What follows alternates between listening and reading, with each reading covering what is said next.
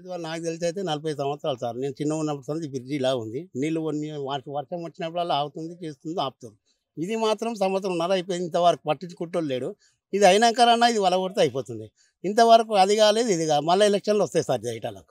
ఆ. అంటే ఈ అంబర్పేట నుంచి దిల్సుఖ్ నగర్ మలక్పేటకి వెళ్ళే ప్రధానమైన బ్రిడ్జ్ అయితే ఇదే అంటారు కదా. ఇది ఇది ఇట్లా అగమ్య గోచర పరిస్థితిలో, ప్రమాదకర పరిస్థితిలో ఉంది. మీకు దూరం ఏమన్నా పెరుగుతుందా అంటే చుట్టూ? దూరం ఇప్పుడు అట్లా పోవాలంటే దూరం అవుతుంది సార్. 5 kilometre 4 kilometre. ఇదైతే మనం 5 నిమిషాల్లో దాటుతాం కదా. డ్యూటీకి పోయే వాళ్ళకి మాకు ఎట్లా ఇప్పుడు కరెక్ట్ టైం మీద పోవాలి. పోకపోతే వాడు మాటలు ఇక ఈడ దిగేసి ఇడికెళ్ళి ఇక్కడ నడుచుకుంటూ పోతున్నాం.